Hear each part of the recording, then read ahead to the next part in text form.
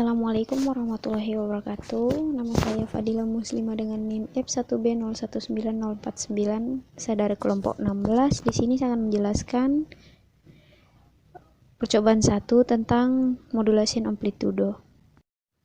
Pertama-tama saya akan menjelaskan tentang tujuan, yang dimana ada beberapa bagian. Yang pertama, A.1 pengamatan rangkaian AM yang berisi mengamati bentuk rakiat sinyal modulasi amplitudo dan mengamati pengaruh indikator dan kapasitor terhadap sinyal modulasi.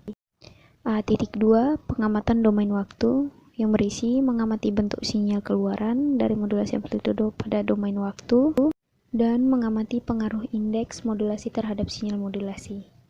A.3 pengamatan domain frekuensi, yang dimana mengamati bentuk sinyal keluaran dari modulasi amplitudo domain frekuensi dan menentukan nilai upper sideband atau USB dan lower sideband atau LSB dari pengamatan spektrum sinyal AM.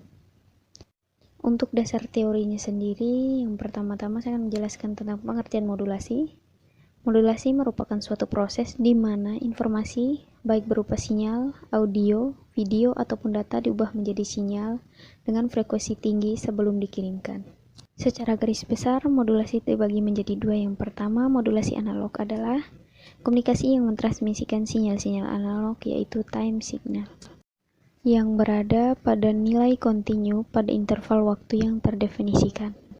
Dan jika nilai-nilai tersampel tersebut dibuat menjadi himpunan diskrit, maka sistem menjadi digital. Kemudian B.2 modulasi amplitudo, bisa dilihat gambarnya seperti ini, spektrum gelombang amplitudonya.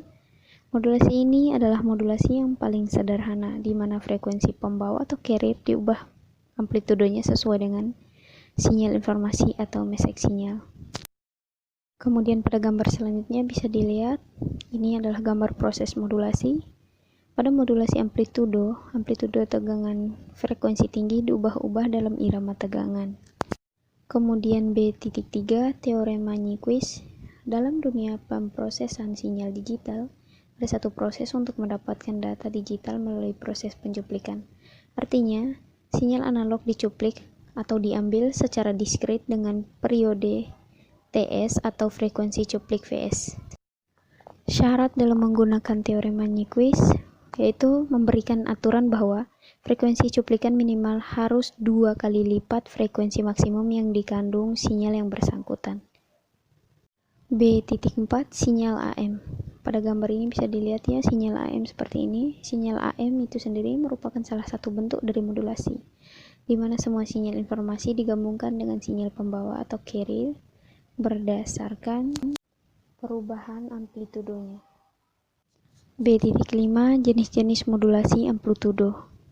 Modulasi amplitudo atau AM adalah penumpangan sinyal informasi terhadap sinyal carrier atau pembawa, di mana amplitudo sinyal carriernya akan berubah-ubah mengikuti perubahan amplitudo sinyal informasinya.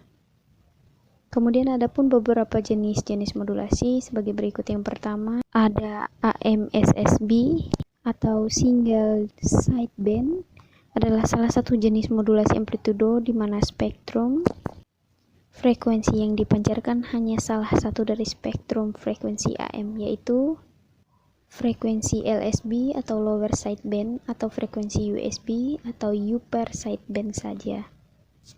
Bisa dilihat gambarnya seperti ini untuk gambar AM-SSB.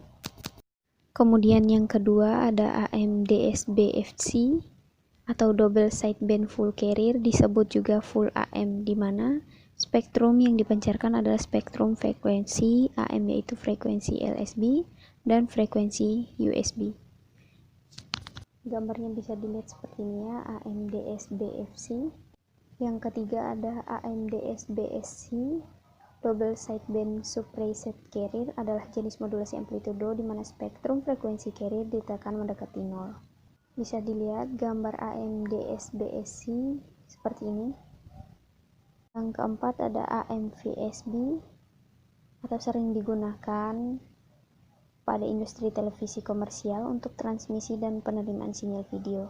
Bisa dilihat gambar AM-VSB seperti ini. Oke, lanjut. B.6 Blok diagram sistem telekomunikasi. Telekomunikasi itu sendiri adalah suatu kegiatan menyalurkan informasi dari suatu titik ke titik lain. B.7 LSB Lower Sideband atau USB Upper Sideband. Lower sideband merupakan bagian dari spektrum sinyal yang berfungsi rendah dan merupakan selisih antara frekuensi sinyal carrier dengan frekuensi sinyal informasi. Sedangkan upper sideband merupakan bagian dari spektrum sinyal berfrekuensi tinggi, yang merupakan penjumlahan dari frekuensi sinyal carrier dan frekuensi sinyal informasi. B.8 Kelebihan dan kekurangan AM. Kelebihan yang pertama itu memiliki range jangkauan yang luas karena sinyal AM mampu dipantulkan pada lapisan ionosfer. Yang kedua, lebih mudah dimodulasi karena lebih sederhana, dan yang ketiga, biaya murah. Untuk kekurangannya, yang pertama dapat terganggu oleh gangguan atmosfer, yang kedua daya yang dibutuhkan lebih besar dibandingkan FM, yang ketiga bandwidth yang sempit juga membatasi kualitas suara yang dapat dipancarkan. Kemudian yang C, adapun beberapa alat dan bahan yang digunakan. Yang pertama, personal komputer atau PC, yang kedua IN401, yang ketiga alternator, yang keempat kapasitor, yang kelima induktor, yang keenam resistor, yang ketujuh osiloskop, yang kedelapan program MATLAB, dan yang kesembilan GUI amplitudo modulasi demo. Yang ke-E yaitu data hasil percobaan. Ini adalah tabel data hasil pada rangkaian, bisa dilihat seperti ini, dan ini tabel hasil pengamatan domain waktu, seperti ini ya tabelnya. Kemudian tabel hasil pengamatan domain frekuensi,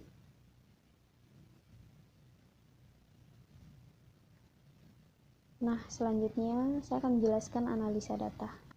Yang pertama, analisa pengamatan rangkaian AM. Pada gambar tersebut dapat dianalisa dalam rangkaian terdapat dua alternator, yang dimana alternator pada bagian atas merupakan sinyal carrier dan alternator pada bagian bawah merupakan sinyal informasi.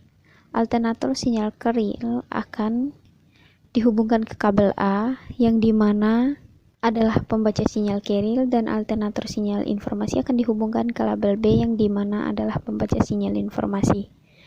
Pada sinyal carrier atau pembawa dihubungkan dengan sebuah resistor R1, dan sinyal informasi dihubungkan dengan resistor yang lain yaitu R2. Keluaran dari R2 dihubungkan dengan keluaran R1 yang dihubungkan lagi dengan resistor R3 dan sebuah dioda. Keluaran dari dioda dihubungkan ke resistor 4, kapasitor, dan induktor. Sedangkan resistor 3 atau R3 terhubung langsung ke ground dan terhubung juga ke resistor 4 atau R4. Kapasitor dan induktor yang kemudian masuk ke label C bersamaan dengan keluaran dioda.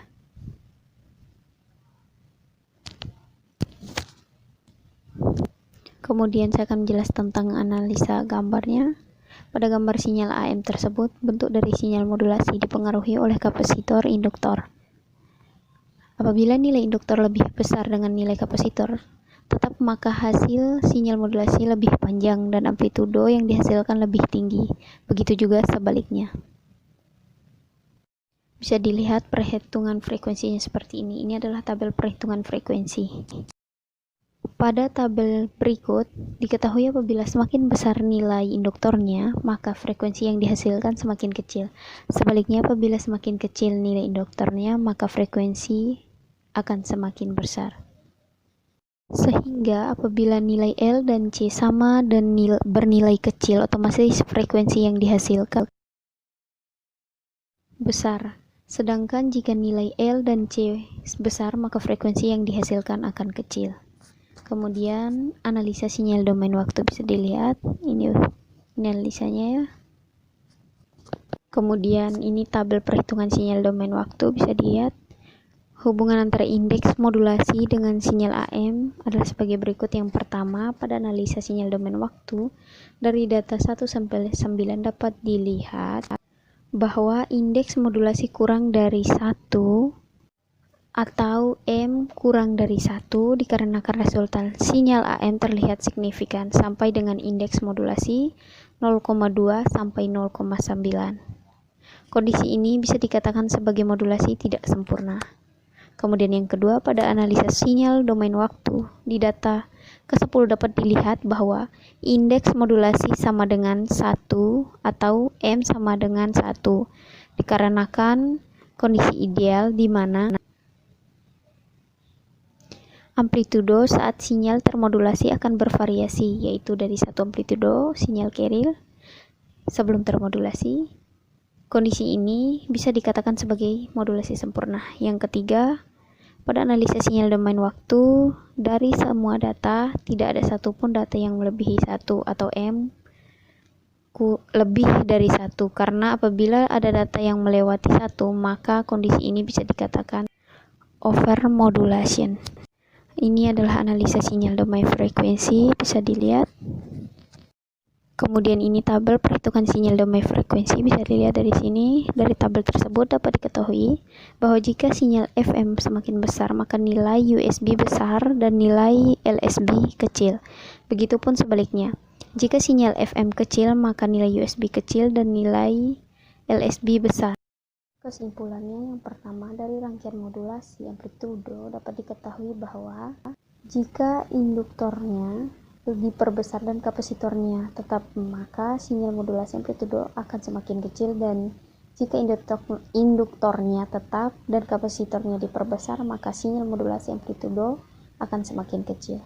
Jika induktor dan kapasitor bernilai sama dan semakin kecil, maka sinyal modulasi amplitudonya akan semakin besar, dan jika induktor dan kapasitor bernilai sama dan semakin besar, maka sinyal modulasi amplitudonya akan semakin kecil.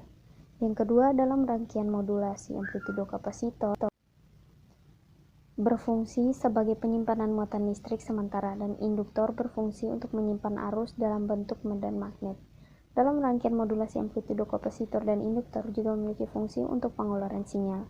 Modulasi amplitudo yang pertama, pada saat induktor dinaikkan atau diperbesar sedangkan kapasitor tidak diubah, maka akan menghasilkan sinyal AM yang semakin besar. Dan yang kedua, pada saat induktornya tetap dan kapasitornya dinaikkan, maka akan menghasilkan sinyal AM yang semakin kecil. Dan yang ketiga atau yang terakhir, saat nilai induktornya dan kapasitornya sama, maka akan menghasilkan sinyal yang semakin besar.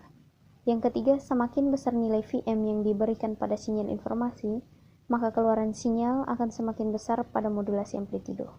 Dan yang keempat, bentuk sinyal keluaran AM pada frekuensi domain waktu dipengaruhi oleh indeks modulasinya, di mana ada 3 kondisi, yaitu yang pertama, jika M kurang dari 1, maka sinyal carrier akan termodulasi sebagian. Yang kedua, jika M sama dengan 1, maka akan menghasilkan sinyal termodulasi sempurna. Yang terakhir, C, jika M lebih dari 1, maka akan terjadi overmodulasi dan sinyal termodulasi akan mengalami distorsi. Yang kelima, semakin besar nilai VM yang diberikan pada sinyal informasi, maka keluaran sinyalnya akan semakin besar pada modulasi amplitudonya. Dan yang keenam, pada saat VM diberi nilai yang besar, maka USB akan semakin tinggi atau besar. Sedangkan jika VM diberi nilai besar, maka LSB akan semakin kecil. Sekian dari video penjelasan saya. Untuk kekurangannya saya mohon maaf. Wabillahi taufiq wal hidayah. Wassalamualaikum warahmatullahi wabarakatuh.